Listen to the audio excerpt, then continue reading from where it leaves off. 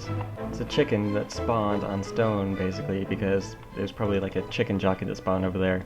And, yeah, chickens can basically spawn wherever a zombie can spawn now, which kind of defeats a lot of mechanics that some other map makers put in their maps sometimes, so that's interesting to know. Anyway, this might be the end of the episode. If I make this into a two-parter, I'm going to see how long like the rest of this castle takes, and if it takes too long, I'll split the episode off here, and if it doesn't take too long, I'll just continue on from here. So welcome to episode 6. Well, it'll be episode 5 part 2 of my Storm of the Castles developer commentary. If this is the beginning of the next episode, or the next part, next part of episode 5, I'm gonna try to make each area an episode, or at least parts of episodes. I don't know what I'm saying. Anyway, alright. Let's get back up here. I'm feeling less dizzy. Don't know why. Just kind of, yeah, tired and malnourished, I guess. Anyway, I put I put Feather Falling 4 on these boots, because Feather Falling is kind of a lifesaver in this castle in particular, hopefully. Alright, let's turn the sounds back on, unless I want to say something else. Did I do anything else? I think I made more torches, maybe? Nah, I don't care, okay. Okay, let's turn my sounds, or my hostile creatures, back on. And those ghasts, yeah, there they are. Alright, so the keen-eyed among you will notice that... Ah, they're so loud. I want to talk about them, but they can't. Shut up!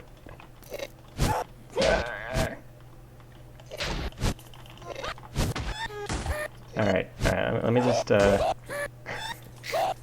me take out their spawners! You're gonna be a problem if I don't kill you now, so... Okay. Oh god, come on. Yeah, the spiders are able to catch up to me, so... You're moving so fast! Ah, come on. Take out the spawner, thank you! Creeper almost caught up to me. Eat. This is not the intended way to tackle this area, by the way, so... Just gonna throw that out there. What is hitting me? Am I lagging and then things are catching up to me? Yeah. Ow! Did not expect that to hurt that much. Okay, let me get to a safe place. Stop burning. Why am I... getting ready to pop a golden apple for the absorption so I can take that flame.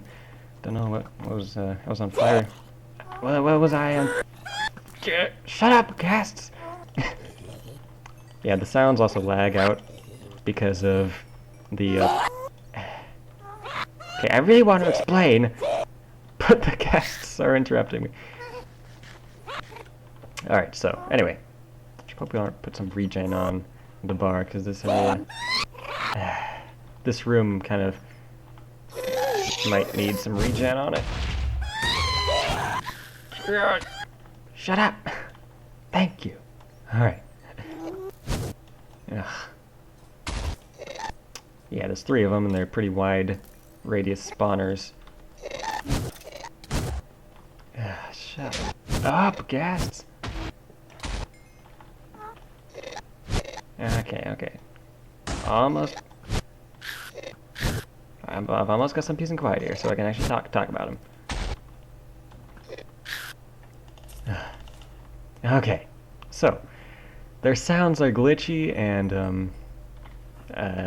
you know, jerky like that because of the potion spawners that are like all around this castle. And those potion spawners, even though you might not be able to hear them like very well, yeah, I don't know what happens, but they kind of take up whatever the sound like thing does to make it so that other sounds that get affected by some sounds or whatever. So yeah, those cause weird glitches in the ghast screams, and the ghast screams, god damn it, Lex. The ghast screams are also caused by the ghasts getting hurt by suffocation damage due to the bat that they're stacked on heading into the ceiling, or near the ceiling. So if the ghast gets suffocated, well, the bat can just fly around happy as can be. So that's why the ghasts are getting hurt, not because they're withered, but because bats are flying them into the walls. So after so long of trying to say that, because the ghast's not shutting up for me to talk, I can finally say that. And this here is why I didn't replace my sword with the diamond sword I got earlier. So this is a bloody overpowered item, and I can't believe I gave out at this point. Sharpness 3, Unbreaking 3, Diamond Sword. Basically the best sword you can possibly ask for in this point in the map. Well, unless you try to put like Smite on another diamond sword that you also got in this area, because I'm too nice with loots. God. So nice. Power 3, Infinity 1 bow at that, which you can also combine with this Power 4 Unbreaking 3 bow to make basically a Power 4 Unbreaking 3 Infinity 1 bow, which is ridiculous at this point in the map. Alright, so yeah, these ghasts will spawn even though you're down there because they have a wide radius on them. So yeah, they get pretty annoying, and I kind of regret making them like that, because they can be quite a nuisance, especially for LPers who are trying to talk over the ghasts, which I decided not to, even though I haven't really tested the audio as compared to my voice in this recording too much. Alright, so these guys can be farmed for diamond legs. They aren't too threatening, but they can stack up on you and be overwhelming if you let them spawn too many. The spawner is up high, so it's kind of really hard to light up, but you can just get right under it and mine it up. And I know there's another one on the other side because I am a stupid symmetrical nerd. I don't know. So yeah, these can be farmed for just normal diamond legs, but I don't really need them at all. And I also started throwing colored gear on my mobs just for the lulz. And these hallways back here are kind of a shortcut, but kind of a dangerous shortcut because of, yeah, those guys. So I did put supercharged creeper spawners in the back here, but I haven't seen anyone run into them as of yet, because most people just kind of went through these rooms and used these as the way up because they're closer in the hallway. I don't know, that hallway is kind of just like a filler hallway with creepers, I guess, because I like putting creepers in my hallways for some reason. Okay, so I'm gonna replace those torches, and up here we finally get to the courtyard, as I like to call it. It's kind of like a high up courtyard or something, and I love this. This is such a nice like thing to run up into. It's freaking, it's actual aesthetics almost, although I didn't decorate it, so it isn't really counted as aesthetics. Okay, here we are, Mr. Thorngard. We're getting us to wall so your punch doesn't punch me into zombies. But yeah, those used to be a different Thorngard in a development of this map, or in early development, and they used to be really overpowered, and they used to be on bats, so I nerfed them heavily, and now they aren't too much of a threat. They do sometimes hit you with thorns, but not nearly as much as the ones I made earlier. And I'm not going to go up into this tower, I'm going to go up into a certain tower which I know has a certain item as a loot in it that I kind of want. So let's see, that's the far side, so I think this side should be good to go up on. Now I should have lit this up with some kind of like fire or some interesting lighting, just to nerf some of the, or just to tone down some of these natural spawns, because they can get a little much and they're kind of boring. So yeah, that's one thing I look back and wish I'd done, I guess. So light this up a bit better. Like maybe put some glowstone around, because this shouldn't be too harsh of an area. I should have maybe put like a little house somewhere in here. I could have done a lot more with this courtyard. Like I could have actually put like grass in here and made this an actual courtyard. But I was too noobish in my building skills, so I guess I just made it half decent courtyard. Ah man, can't wait to make another map.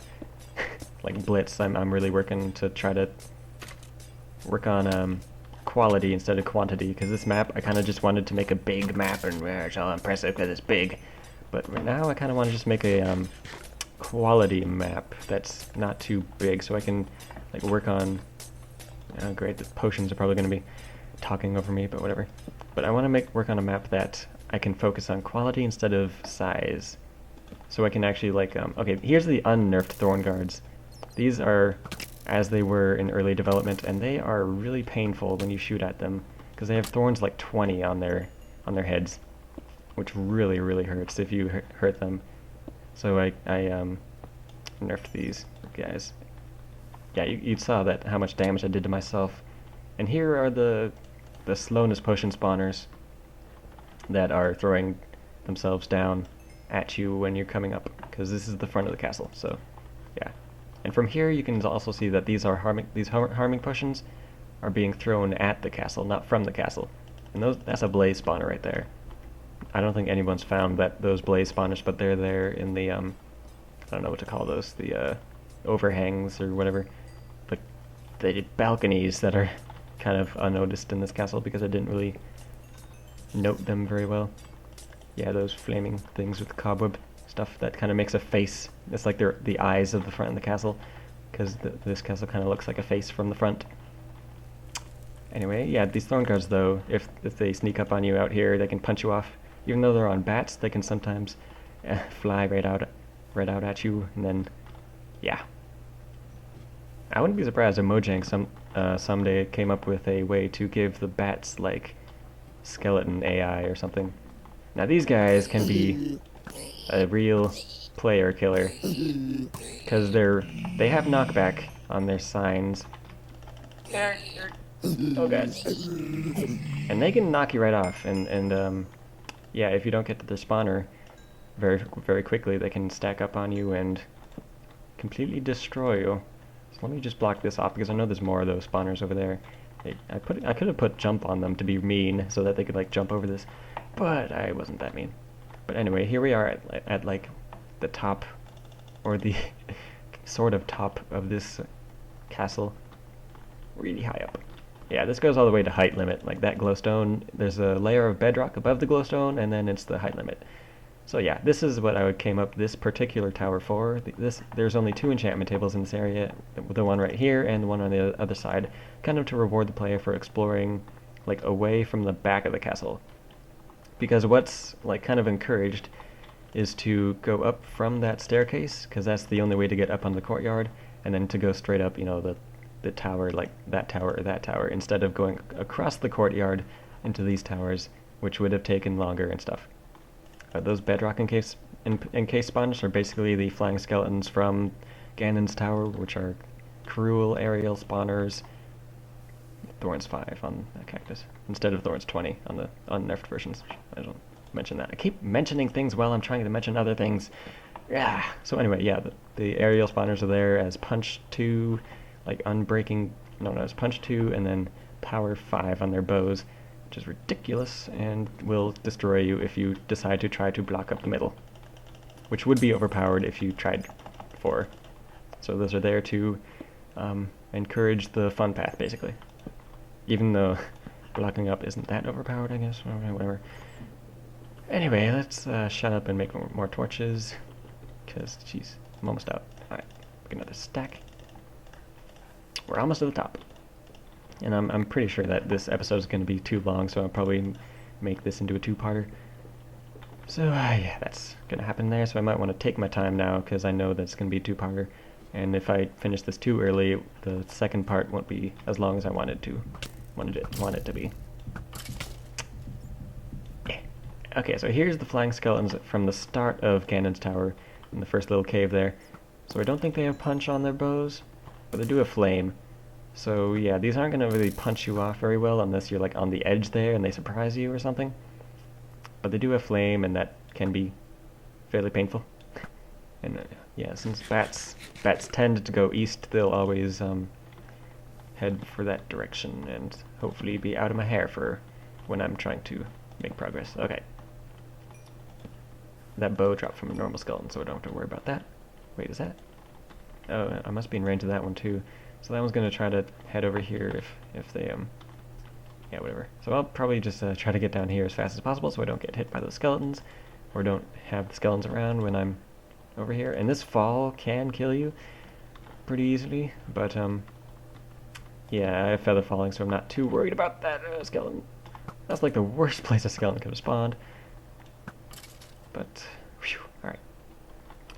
In fact, you'll see the glowstone up here is here because while I was testing this, I noticed that natural spawns can be extremely deadly in this particular situation because they'll knock you right off. So I put this glowstone here to prevent natural spawns from ruining your day.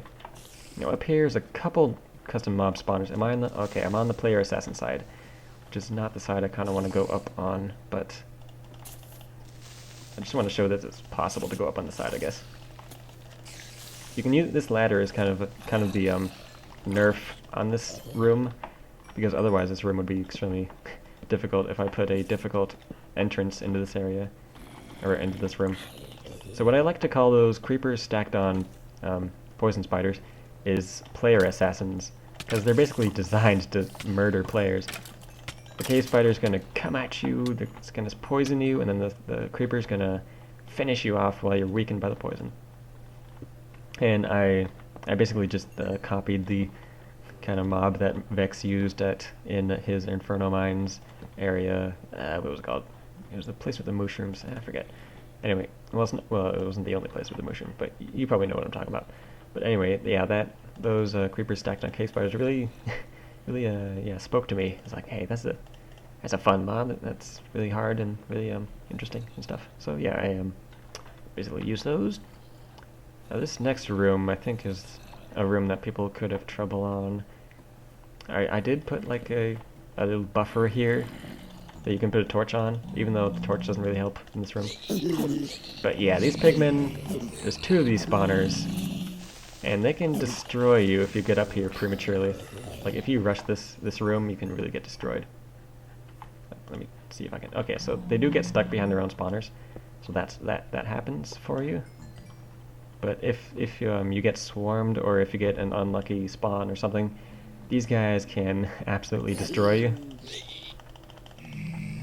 But if you take it slow and make sure you kill them before you head up into the room, it shouldn't be too much of an issue. Ooh, I probably shouldn't have been standing on that, because the detection radius of the fleecy mob spawner that's above me can probably be activated by me on top of this. Okay, so it looks like I was on the opposite side of the room, so it shouldn't have spawned yet.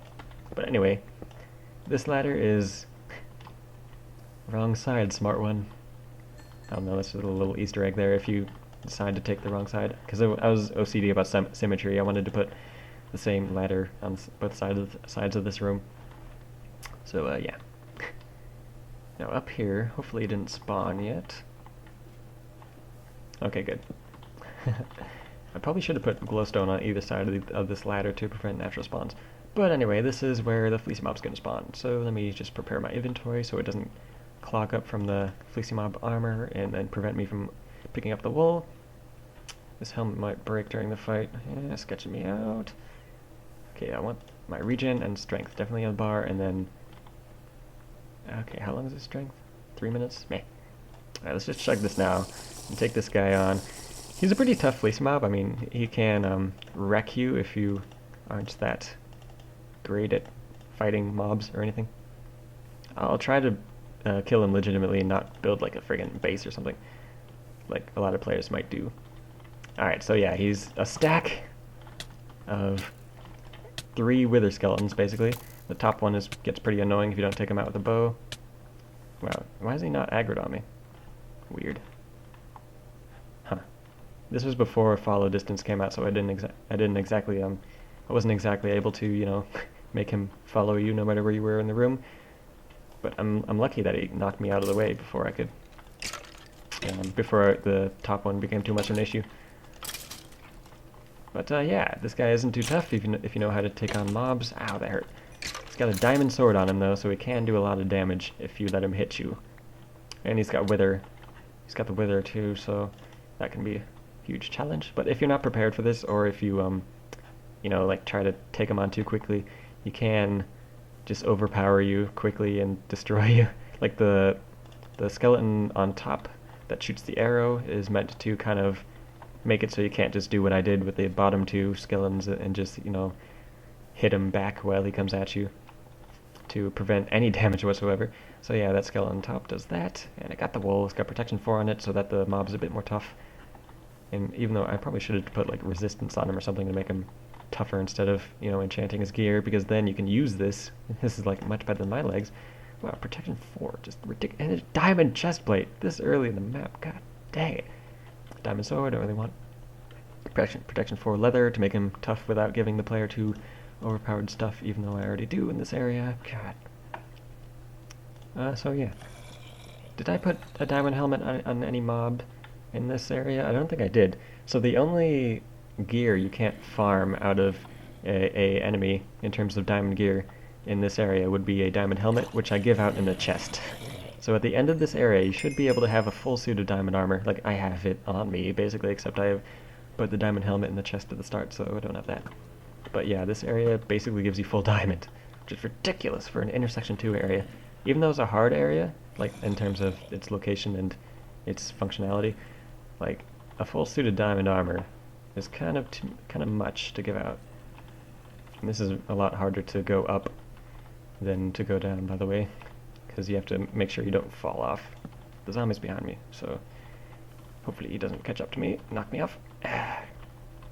If you add an ender pearl, you can basically just you know, there's ender pearl all the way back down there, but I don't have one, so I'm not gonna do that. I usually do that when I'm doing test runs because I don't feel like going all the way back down because it's such a hassle.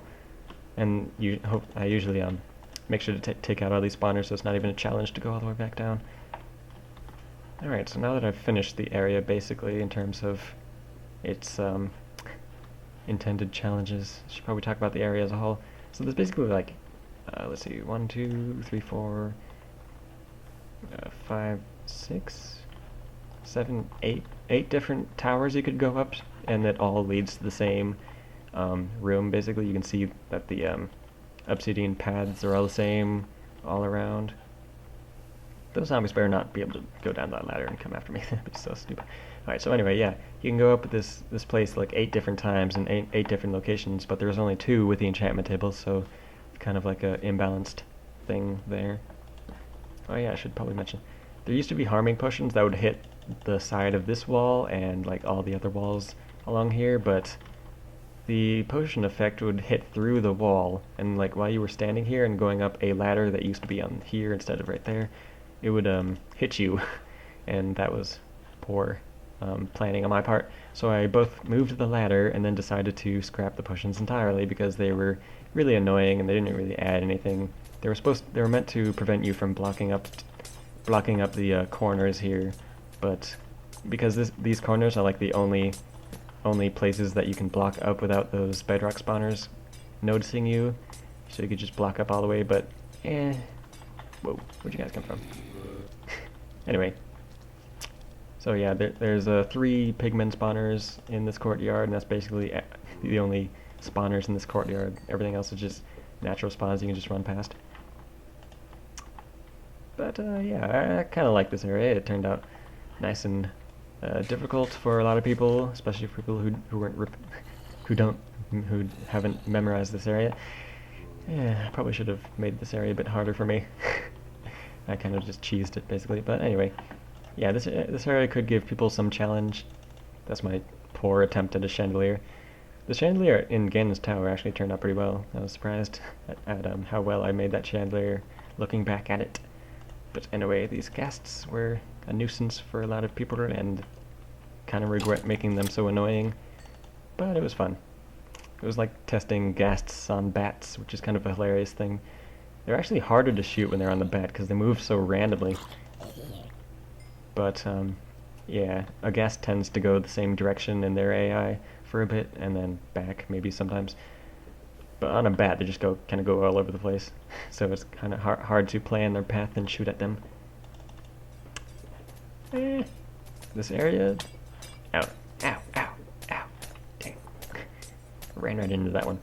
So yeah, it took a while to set up all these mortars. Well, I used the mortar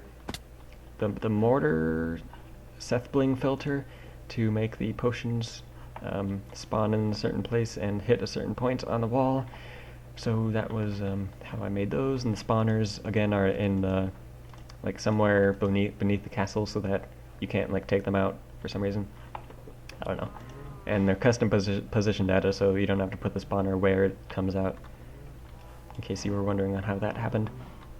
Around the side, there are some cruel spawners, like you can see that one, just to, I don't know, discourage exploration, like I tend to do. Actually, I'll probably grab some of these buckets, all these buckets, so I can have those for whatever reason. Okay, so I'm out of here. Did I miss anything I wanted to talk about? It's a pretty straightforward area, which, well, for me at least. Stupid chicken. You're not supposed to be here. I made sure not to put any grass, like, anywhere up until, like, the Water Breakers Ocean, just to make sure that there weren't any sheep and stuff. So, yeah, that chicken spawned because of a chicken jockey. And that's something players should note, that if there's a random chicken like in an area that doesn't have any grass, it's probably due to a chicken jockey that wasn't intended for the map if it was built before 1.7.4. Like Ragecraft 2, their chickens can spawn, and he put in a raw chicken trade. Well, it's a raw chicken and a raw pork trade, so it's not like it completely ruins the mechanic, but it does make it a bit easier to get the emeralds out of a person in that map. Spoiler alert. But anyway, blah blah blah. God, I need to stay on topic. Uphill struggle. So the basic like idea I had at the start of building this area would be like an uphill, difficult, trudging area that was, you would be heading up to the top of something. Like you would start at the bottom of a hill and head up towards a castle at the top of the hill and that kind of awesomeness. And then there would be the fleecy mob at the very top of the tower or something. So yeah, that was my basic plan at the start of the castle. And then when I got into actual building the castle, I just wanted to make a big castle, like a stereotypical castle that you can work your way up from. There would be ladders heading up in towers, and there would be a courtyard and awesomeness, and there would be like 2 stories of inside the castle, and I think it turned out to be a pretty good castle, but the area around it wasn't that great. Like you saw, the inside was, the outside of the castle was just a big, like, cube.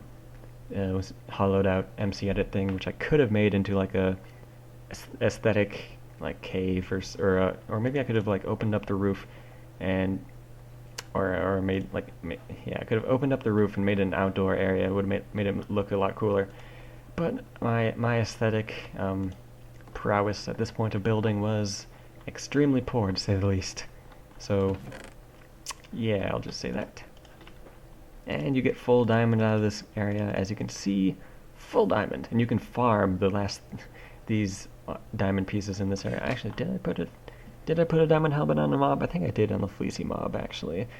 So yeah, you can probably farm full diamond off the mobs in this area, which I can't believe I did. You get the... Okay, so I got the wool. I can combine these bows, hopefully with 35 levels.